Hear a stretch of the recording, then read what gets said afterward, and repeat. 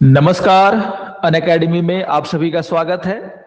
और जैसा कि आप सभी जानते हैं कि हमारे द्वारा जो 17वीं 70th जो बीपीएससी का इंटरव्यू होने वाला है, उसको लेकर के हम लोग सेशन चला रहे हैं। और करंट अफेयर्स में खास करके आपकी मदद के लिए हम ये सेशन लेकर के आ रहे हैं, जिससे कि आपको जो है इंटरव्यू में क्या करंट अफेयर्स से पूछे जा सकते हैं, इसमें जो है हम आपकी मदद कर सकें। तो इससे पहले वाला जो वीडियो था उसमें मैंने आपसे इकोनॉमिक सर्वे को लेकर के चर्चाएं की थी। इकोनॉमिक सर्वे का पार्ट 1 वो था। इकोनॉमिक सर्वे में बहुत सारी चीजों को लेकर के डिस्कशन होता है। और इंटरव्यू में, खास करके इंटरव्यू में जाने से पहले आपको उस राज्य की, खास करके जैसे बिहार की अगर हम बात कर रहे हैं, तो उस राज्य का जो इकोनॉमिक कंडीशन है, हर क्षेत्र में क्या सरकार कर रही है, क्या उसका कंडीशन है, ये जानना आपके लिए बहुत ही जरूरी है। तो इसी क्रम में आज हम लोग जो इकोनॉमिक सर्वे के कुछ इंपॉर्टेंट बातें जो बची हुई थी उसको भी देखेंगे।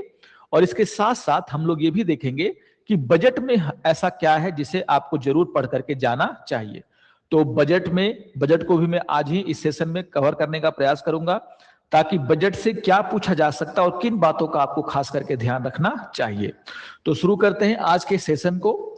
और जैसा कि मैंने कहा कि इससे पहले हमने काफी कुछ जो है वो चर्चा कर लिया था, जैसे एग्रीकल्चर को लेकर के और इंडस्ट्री को लेकर के हमने काफी सारे बातें की थी।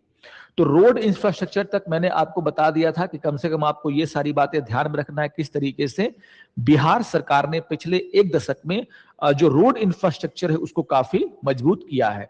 तो थोड़ा सा मैंने डाटा बता दिया था, इन सभी बातों को आपने ध्यान में रखा भी होगा। अब आगे बढ़ते हैं और आप देखोगे कि जैसे इंडस्ट्रियल ग्रोथ की अगर हम बात करते हैं, तो इकोनॉमिक सर्वे में आप देखोगे इंडस्ट्रियल ग्रोथ के लिए क्या रोड मैप है, इसके बारे में भी चर्चा है। और ऑब्वियसली आप देखोगे इंटरव्यू में इस तरह के क्वेश्चन बहुत पूछे जाते हैं कि बिहार चूंकि एक कृषि प्रधान राज्य है, स्टेट है, एग्रीकल्चर काफी यहां पर होता है, लेकिन इंडस्ट्री में आगे बढ़ाने के लिए, मैन्युफैक्चरिंग को आगे बढ़ाने के लिए क्या यहां पर कदम उठाए जा रहे हैं और क्या किया जाना चाहिए।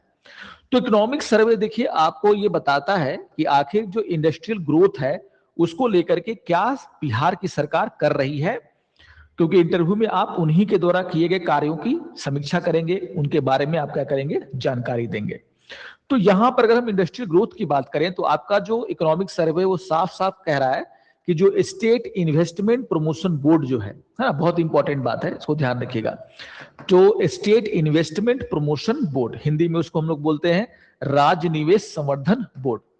अब आप देखोगे कि इसका काम क्या है कि ऐसी नीतियां बनाए, ऐसा एनवायरमेंट क्रिएट करे राज्य में, जिसमें कि इन्वेस्टमेंट को क्या किया जाए, प्रमोट किया जा सके। नाम से भी आपको समझ में आ रहा है, नाम तो आप जरूर यहां पर ध्यान में रखेंगे, स्टेट इन्वेस्टमेंट प्रमोशन बोर्ड। उनका ये कहना है कि बिहार में जो है आप देखोगे कि 3,752 यानी कि 3,700 से ज्यादा जो इन्वेस्टमेंट प्रपोजल जो हैं उनको मिले हैं। और ये डेटा कब तक का है, सितंबर 2024 तक का ये डेटा है।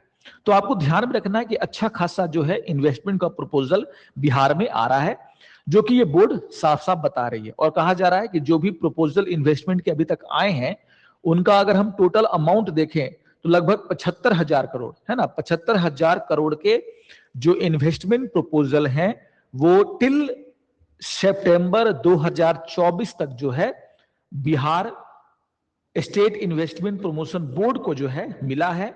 और ये डेटा आपके लिए काफी इंपॉर्टेंट हो जाता है कि चलिए इन्वेस्टमेंट को लेकर के क्या किया जा रहा है। और सबसे पहले आपको ये बताना होगा कि हाँ, प्रपोजल तो मिलने शुरू हो गए हैं और लगभग 75,000 करोड़ के प्रपोजल अभी बिहार सरकार को प्राप्त हुए हैं।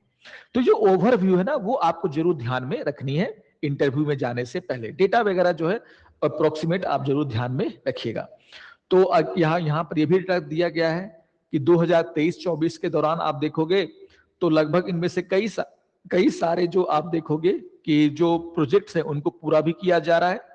तो एलॉन 23-24 में आप देखोगे total amount of propose investment है, सिर्फ एक साल का अगर देखोगे 23-24 का, तो कहा जा रहा है कि 706 प्रोजेक्ट का प्रपोजल आया है, जिसका कुल अमाउंट जो है 5,642 करोड़ के आसपास है। ये एक साल का डेटा है। कुल मिलाकर के अगर देखा जाए तो बिहार में माहौल जो है इन्वेस्टमेंट के लिए बनता दिख रहा है। और आपको वहां पर यह बताना होगा कि हाँ, इतने प्रपोजल बिहार सरकार के पास हैं और अगर जो हम लोग इंफ्रास्ट्रक्चर को ठीक कर लेते हैं, पावर जो जनरेशन हमारे बिहार में होता है उसको और बढ़ा लेते हैं, जो पानी की समस्या है, जो स्किल्ड लेबर है उसकी समस्या है, इसको अगर हम लोग दूर कर लेते हैं तो कहीं ना कहीं आप देखोगे, या फिर जो लाइसेंस लेने में दिक्कतें होती हैं, परमिशन लेने में दिक्कतें होती है, अगर हम उसको भी दूर कर देते हैं तो क्या होगा, हमारे राज्य में भी अच्छा खासा इन्वेस्टमेंट आ सकता है। तो खैर ये सारी बातें आपको ध्यान में रखना है, ठीक है। यहां पर ये जो डेटा है वो काफी इंपॉर्टेंट है। क्या कहा जा रहा है कि अगर 22-23 से लेकर के 2024-25 के बीच को देखा जाए तो टोटल इन्वेस्टमेंट जो होता है इंडस्ट्री में खास करके वो 3 गुना से ज्यादा क्या है, बढ़ा है। यानी कि 22-23 से कंपेयर करें 24-25 के फाइनेंशियल ईयर को, तो 22-23 में जितना इन्वेस्टमेंट इंडस्ट्री में हो रहा था उससे आप देखोगे 3.5 गुना ज्यादा जो है यहां पर इन्वेस्टमेंट इंडस्ट्री में बिहार में आ रहा है। तो एक सिग्नल है साफ साफ कि किस तरीके से जो है इन्वेस्टमेंट का जो है वो भी बिहार में एक हब बनता जा रहा है।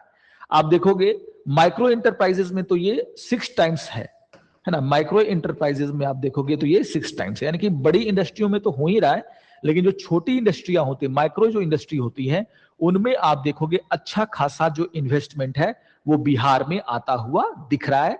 और ये डेटा कह रहा है कि इसका इकोनॉमिक सर्वे का, तो इकोनॉमिक सर्वे का जो डेटा है ना वो मेंस जो लिखेंगे 71st वाले उनके लिए भी बहुत इंपॉर्टेंट है, और साथ ही साथ जो इंटरव्यू में जाने वाले हैं उनके लिए भी बहुत ही इंपॉर्टेंट हो जाता है, क्योंकि ये ओवरव्यू दे रहा है कि किस तरीके से बिहार में इंडस्ट्रियल ग्रोथ वगैरह जो है बढ़ रही है और क्या किया जाना चाहिए। तो जरूर इसको आपको क्या करना है, ध्यान में रखना है।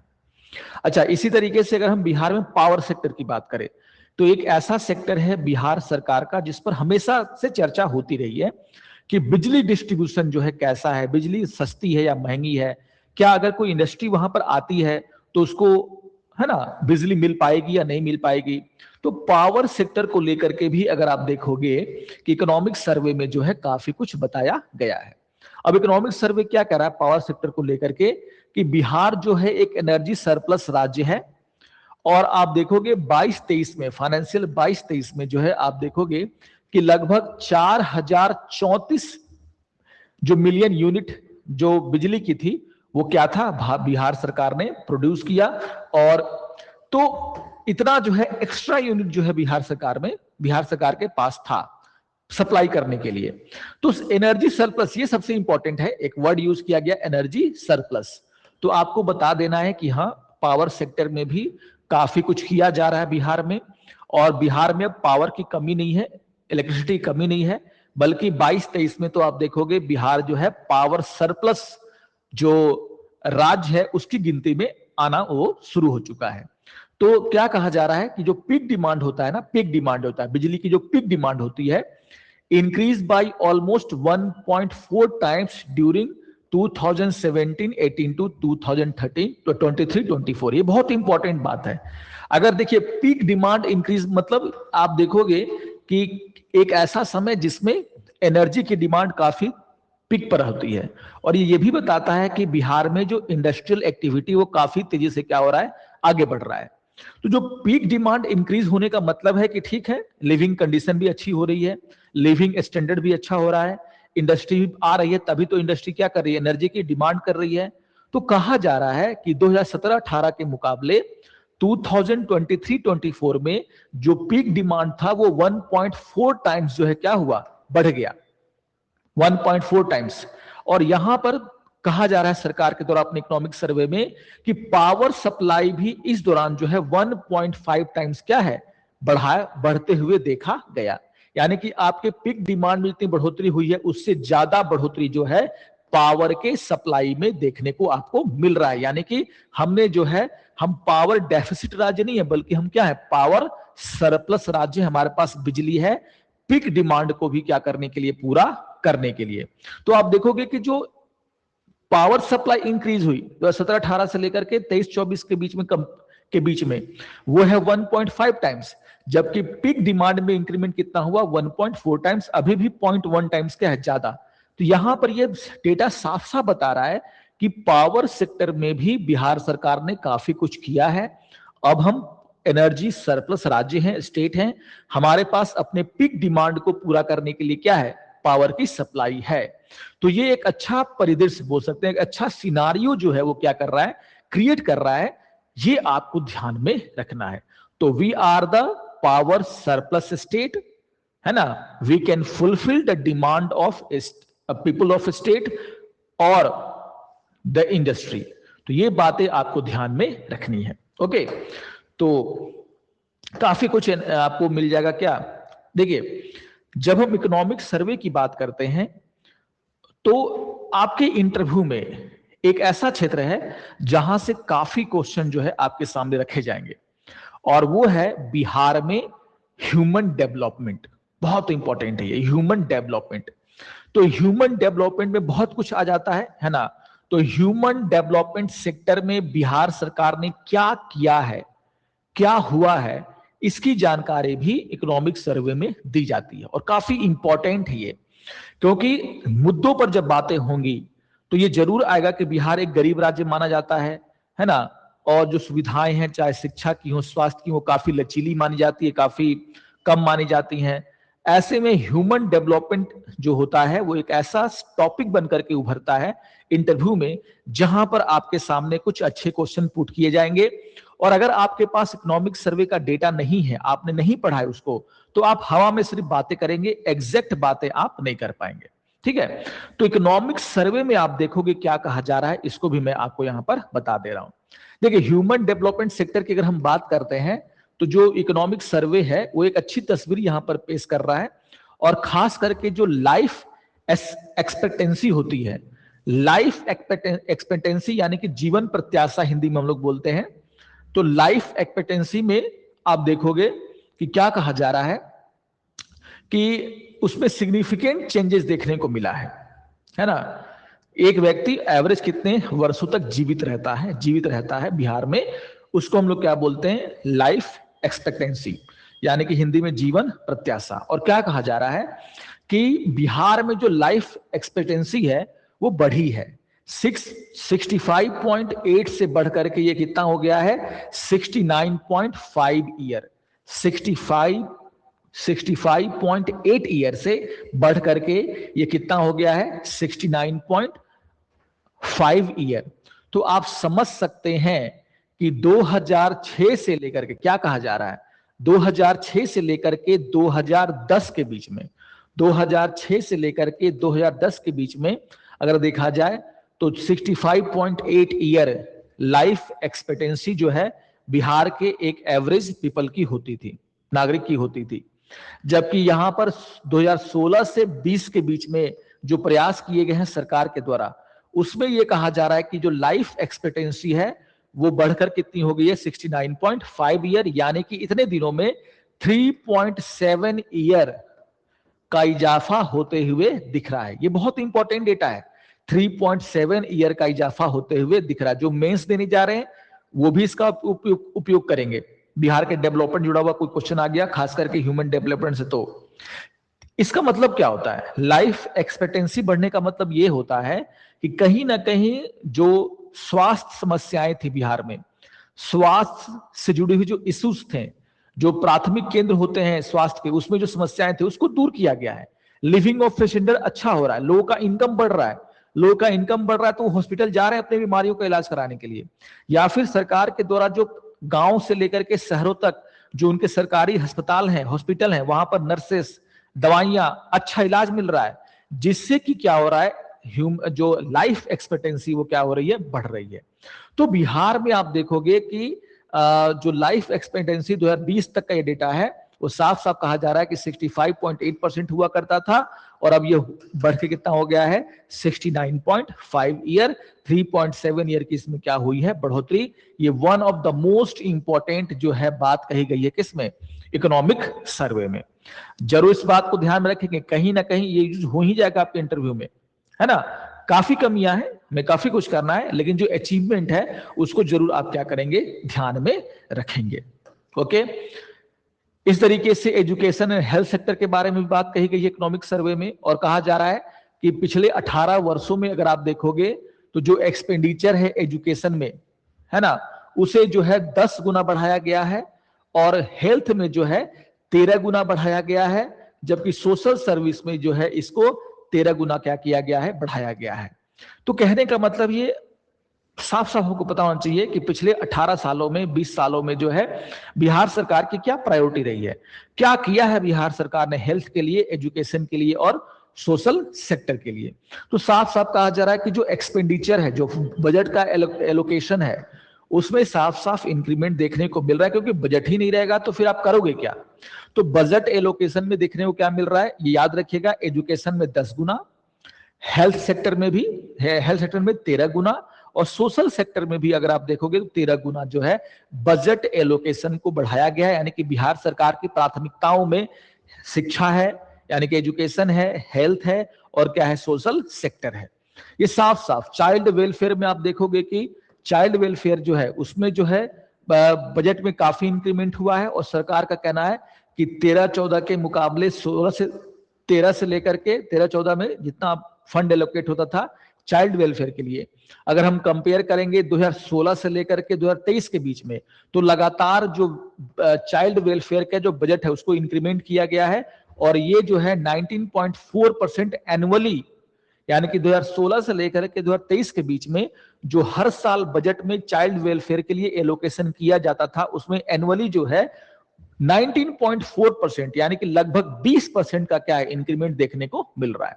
तो ये प्राथमिकता बता रही है कि बिहार सरकार की प्राथमिकता है ना क्या है, और इसके कारण क्या हो रहा है। देखिए, चाइल्ड वेलफेयर बजट जब बढ़ाया गया है तो इसके कारण क्या हुआ कि जो ड्रॉप आउट रेट है गवर्नमेंट के सेकेंडरी स्कूलों में, वो जो है आप देखोगे उसमें 62% की गिरावट देखने को मिला है इन 5 ईयर। तो यही सब चीजें आपको ध्यान में रखनी है इंटरव्यू में। अब जब जाएंगे तो सरकार क्या अचीव कर रही है, कमियां तो आप गिनाएंगे ही, लेकिन सबसे इंपॉर्टेंट है आपको यह पता होना चाहिए कि बिहार सरकार के प्रयासों से हेल्थ में, एजुकेशन में और सोशल सेक्टर में किस तरह के बदलाव जो है देखे जा रहे हैं। ओके, तो ये साफ साफ कह रहा है ना कि चाइल्ड वेलफेयर फंड जो है इंक्रीज किया गया, और चाइल्ड वेलफेयर फंड इंक्रीज करने का मतलब यह है कि स्कूलों में अच्छी व्यवस्था हुई, बच्चों को स्कॉलरशिप भी दिया जा रहा है, उनकी स्कूलें, किताबें भी दी जा रही हैं, जिसके कारण आप देखोगे कि गवर्नमेंट के सेकेंडरी स्कूलों में जो ड्रॉप आउट रेट था उसमें 62% की क्या आई है, कमी आई है सिर्फ 5 वर्षों में। तो वेरी इंपॉर्टेंट, बहुत ही इंपॉर्टेंट क्या है, ये डेटा है, बातें हैं, जिसको कि आपको सामने यहां पर मैंने रख दिया इकोनॉमिक सर्वे में। अच्छे से इकोनॉमिक सर्वे में मैंने पॉइंट वाइज सारी बातें दे दी हैं, इसको आपको ध्यान में रखना है, पढ़ करके एक बार जरूर इंटरव्यू में जाइएगा।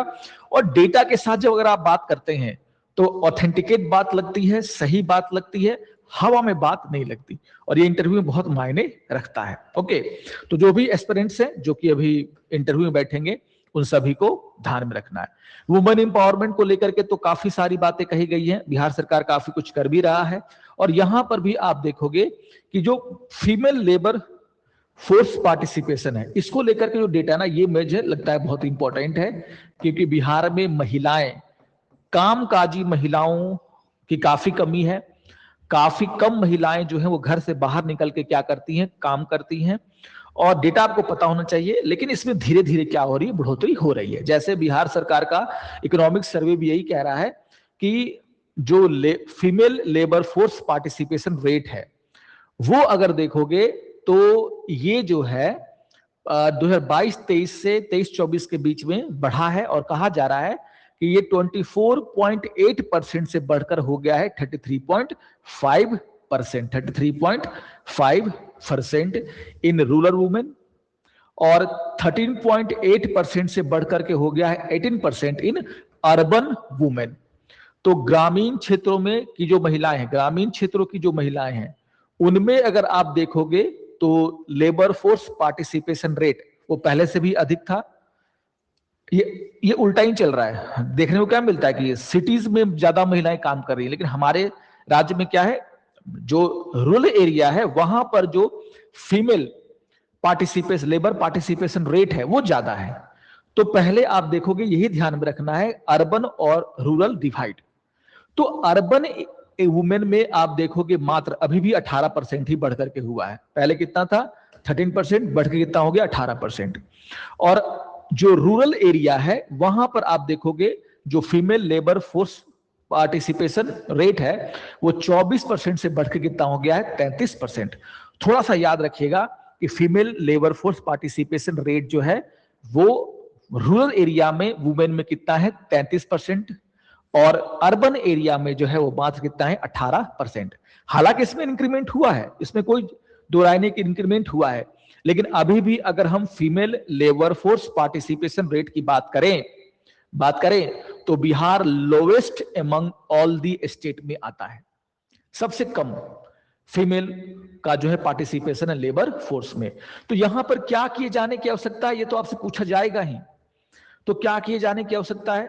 आप सेल्फ हेल्प ग्रुप को बढ़ावा दे रहे हैं, आप महिलाओं को प्रमोट कर रहे हैं, उनको ताकतवर बना रहे हैं, फाइनेंस उन तक पहुंचा रहे हैं ताकि वो अपना जो कार्य है वो कर सके। वो तो हो ही रहा है ना। लेकिन हमें पहले तो डेटा पता होना चाहिए कि आखिर बिहार में female labour force participation rate है कितना उसमें इंक्रीमेंट हुआ है और क्या किए जाने की क्या है आवश्यकता है। तो जिस तरीके से महिलाओं के एजुकेशन पर काम किया जा रहा है, उनके स्किल डेवलपमेंट पर काम किया जा रहा है, जिस तरीके से उन्हें सरकार फाइनेंस दे रही है, ऑब्वियसली आने वाले दिनों में आप देखोगे जो female labour force participation rate है वो भी इंक्रीज होता हुआ दिखेगा। लेकिन ये सिनारियो बहुत ही इंपॉर्टेंट है ह्यूमन डेवलपमेंट में, जिसको कि आपको ध्यान में रखना है। ओके, तो यहां पर आप देखोगे, देखो लिख भी दिया है कि labour force participation ratio of man and women in Bihar is lower than the overall Indian average. Man में भी यही है और वुमेन में भी यही है। तो ये सारी बातें मैंने आपको यहां पर बता रहा हूं, ठीक है ना। कुछ डिस्पैरिटीज हैं, जो कमियां जो हैं वो भी यहां से आपको पता चल जाएंगी। और वो कमियां क्या हैं? वो कमियां हैं, आप देखोगे यहां पर जो है क्या कहा जा रहा है कि इन बिहार में जो डेवलपमेंट हुआ है वो भी अनइवन है। किसी क्षेत्र का काफी ज्यादा हुआ है और किसी क्षेत्र का क्या हुआ है, काफी कम हुआ है। तो अनइवन जो है आपको देखने को मिल रहा है क्या डेवलपमेंट में, जो उसका जो डिस्ट्रीब्यूशन है। और ये बात समझ में आ रही है किससे? आपके इकोनॉमिक सर्वे से, आपके इकोनॉमिक सर्वे से। तो इकोनॉमिक सर्वे में आप देखोगे साफ साफ क्या दिख रहा है कि Patna remain the most prosperous districts with a per capital gross district domestic product, जिसको हम लोग बोलते हैं एवरेज इनकम, वो क्या है 1.21 लाख। तो अगर हम देखें तो ऐसे भी जो ग्रामीण इलाके हैं, रूरल एरिया है बिहार के, वहां पर आप देखोगे कि डेवलपमेंट उस तरीके से नहीं दिखता जिस तरीके से शहरी इलाकों में है। इकोनॉमिक सर्वे कह रहा है कि सभी जिलों में अगर देखा जाए तो पटना डिस्ट्रिक्ट जो है, पटना जो है उसमें जो प्रति व्यक्ति आय है ना, यानी कि जो हम बात करें एवरेज इनकम पर पर्सन जो है, उसकी जो एवरेज इनकम है वो मापी गई है 1.21 लाख, जो सबसे ज्यादा है। तो पटना में एक व्यक्ति का जो एवरेज इनकम है वो 1.21 लाख है। जो और यही आप देखोगे बेगूसराय है ना, बेगूसराय दूसरे नंबर पर है, उसका कितना है 49,000 के आसपास। अब आप समझ रहे हैं डिस्पैरिटी। एक तरफ पटना है जहां पर जो एवरेज इनकम पर पर्सन है, एक व्यक्ति की जो एवरेज आय है वो 1.21 लाख है। सेकेंड फॉलोड बाय बेगूसराय जो सेकेंड नंबर पर है, उसमें आप देखोगे कि ये 50,000 पर आ जा रहा है। और आप देखोगे मुंगेर जो है वो 46। कितना ह्यूज गैप है आप देख सकते हो इनकम में। तो ये साफ साफ ये पता आपको होना चाहिए कि बिहार की सबसे बड़ी समस्या क्या है। जो डेवलपमेंट भी हो रहा है, तो डेवलपमेंट भी हो रहा है वो अनइवन हो रहा है, अनइवन डेवलपमेंट हो रहा है। ये सारी बातें आपको ध्यान में रखने की आवश्यकता है। अब देखो क्या कह रहा है कि पटना, और ये आप डेटा याद रखिएगा, पटना है नंबर 1 पर, दूसरे नंबर पर कौन है बेगूसराय, तीसरे नंबर पर कौन आपका आ जाता है मुंगेर, तीसरे नंबर पर कौन आ जाता है आपका मुंगेर। तो ये सारी बातें पहले आपको ध्यान में रखने की आवश्यकता है। ओके, अब आप देखो क्या कह रहा है कि अगर हम लिस्ट प्रॉस्पेरस डिस्ट्रिक्ट की बात करें, मतलब सबसे गरीब जिलों की बात करें, अभी तो हमने देखा कि सबसे अमीर जिले बिहार के कितने हैं, तो पटना है, फिर बेगूसराय है, और फिर क्या है आपका मुंगेर। एक ओवरऑल हमको पता होना चाहिए। और कितना डिफरेंस है जो सबसे अमीर 3 जिले हैं उसमें भी, पटना कहां 1 लाख से ऊपर और ये 50,000 पर आ जाते हैं। अब आप देखोगे जो सबसे लिस्ट प्रोस्पेरस जो डिस्ट्रिक्ट है, मतलब सबसे जो कम समृद्ध जिले हैं, गरीब जिले हैं, उनमें आप देखोगे शिवहर का नाम है। और वहां पर आप देखोगे एक व्यक्ति कितना कमा पाता है मात्र 19,561, यानी कि 19,500। दूसरे नंबर पर है सीतामढ़ी 21,000 के आसपास, और अररिया तीसरे नंबर पर है 22,000 के आसपास। तो 19, 20, 21 है ना, 20, 21, 22 आप याद रख सकते हैं। लगभग 19,000 के करीब शिवहर का है, सीतामढ़ी का कितना है 21,000 के करीब है, और अररिया का है 22,000 के। तो ये 3 ऐसे जिले हैं जहां पर आप देखोगे सबसे गरीब जिले आप इनको कह सकते हैं, किसके, बिहार के। गरीबी का जो आप देखिएगा कैसे डिस्पैरिटी यहां पर बढ़ रही है। तो एक तरफ तो काफी अच्छा इनकम है पटना के बाद, और दूसरी तरफ आप एक एवरेज व्यक्ति जो है उस डिस्ट्रिक्ट का मात्र 20,000, 21,000 और 22,000 क्या कर रहा है, कमा रहा है। तो ये जो सारी चीजें हैं ना, वो बता रही हैं कि डेवलपमेंट किस तरीके से अनइवन हुआ है बिहार में, और डेवलपमेंट का जो फायदा है वो कुछ जिलों को तो अच्छा मिला है, लेकिन कुछ जिलों में क्या है, काफी मिला ही नहीं है, काफी गरीबी है। तो ये सारी बातें यहां पर आपको ध्यान में रखना है, ये इकोनॉमिक सर्वे से ही आपको पता चलता है। ओके, तो ये दोनों most prosperous districts, list prosperous district, analysis point of view से याद रखिएगा कि जो एवरेज इनकम है पर पर्सन, उसमें कितना डिफरेंस है, ह्यूज डिफरेंस। पटना से कंपेयर कर लीजिए इसको, अररिया को और किसको, शिवहर को। तो 1,21,000, उसका मतलब कि समझिए 10वां भाग। तो समझ रहे यहां पे कितना, मात्र 20,000। तो ये सब चीजें हैं जिसको कि आप ध्यान में रखेंगे। अच्छा, तो ये तो था आपका जो हम लोग डिस्ट्रिक्ट वाइज अगर हम क्या देखते हैं, एवरेज इनकम को ध्यान में रखना है। जरूर इसको पढ़ करके जाइएगा क्या, यहां पर इंटरव्यू में, है ना, मेंस वाले भी इसको ध्यान में रखेंगे। अब आप देखोगे अगर हम फ्यूल कंजप्शन की बात करें, है ना, similar trend observe in fuel consumption. अगर आप फ्यूल कंजप्शन की बात करते हैं तो यहां पर भी आपको ये क्या देखने को क्या मिलता है, फ्यूल कंजप्शन क्या बता रहा है कि आपकी जिले में इकोनॉमिक एक्टिविटी कितनी है ना, जितनी अच्छी इकोनॉमिक एक्टिविटी होगी फ्यूल कंजप्शन भी उतना ही क्या होता है, ठीक ठाक रहता है। अब आप देखोगे कि पटना, मुजफ्फरपुर और पूर्णिया, आपको बस ध्यान में रखना है, पटना, मुजफ्फरपुर और पूर्णिया, है ना, top the list in petrol consumption, है ना। तो पेट्रोल का जो कंजप्शन है वो पटना में, मुजफ्फरपुर और पूर्णिया में ज्यादा देखने को मिल रहा है, टॉप 3 पर है। वहीं लखीसराय, है ना, बनका और जहानाबाद, वहां पर क्या है, वो क्या है, पीछे से हैं, मतलब सबसे लिस्ट डिस्ट्रिक्ट में आ रहे हैं। तो ये पेट्रोल कंजप्शन में भी आप देखोगे कि ये दिखा गया, डीजल यूजेज में भी आप देखोगे पटना हर जगह टॉप पर बना हुआ है। फिर से यहां पर शिवहर आ जा रहा है। तो ये सारी चीजें जो बता रही हैं, ठीक है, कि पटना और पटना के आसपास जो डेवलपमेंट है वो अच्छा खासा हो रहा है। सिटीज और सिटीज के आसपास का जो एरिया है वहां पर डेवलपमेंट तो हो रहा है। आप देखोगे प्रति व्यक्ति आय भी वहां पर अधिक है, एवरेज। यहां पर आप देखोगे फ्यूल का कंजप्शन भी अच्छा खासा है, यानी कि इकोनॉमिक एक्टिविटी, लोगों के पास पैसा है तो वो क्या करे, गाड़ियां खरीद रहे हैं, उसका यूज भी कर रहे हैं। लेकिन बाकी आप देखोगे वहां पर क्या है, स्थिति काफी खराब है। एलपीजी कंजप्शन में भी देखोगे तो यहां पर पटना जो है क्या है, नंबर 1 पर है, जबकि बाकी अरेरिया, बांका और किशनगंज क्या है, ये है। तो कहने का मतलब है एलपीजी कंजप्शन हो या फिर आपका पेट्रोल कंजप्शन हो, डीजल कंजप्शन हो, ये सब कुछ बता रहा है कि एक जगह कंसंट्रेट हो गया है बिहार में डेवलपमेंट, और वो है पटना और उसके आसपास के एरिया, या फिर ओवरऑल कह सकते हैं शहरी एरिया के आसपास। तो ये सारी बातें जो हैं अगर आप देखोगे तो आपके इकोनॉमिक सर्वे से जो है समझ में आपको आ रही हैं। तो ये था इकोनॉमिक सर्वे का पार्ट 2, है ना।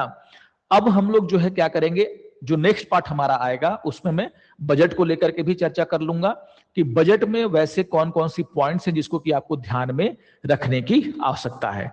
तो कल का जो इकोनॉमिक सर्वे का वीडियो मैंने अपलोड किया था और आज दोनों मिलाकर के सारे इंपॉर्टेंट पॉइंट्स मैंने बता दिए हैं जिसको कि आप जरूर ध्यान में रखेंगे। और इंटरव्यू में ये जो डेटाज हैं वो आपके कॉन्फिडेंस को भी बढ़ाएंगे, क्योंकि आपको असली में, असलियत में जो है क्या है, स्टेट के हर सेक्टर के बारे में कुछ कुछ जानकारी है।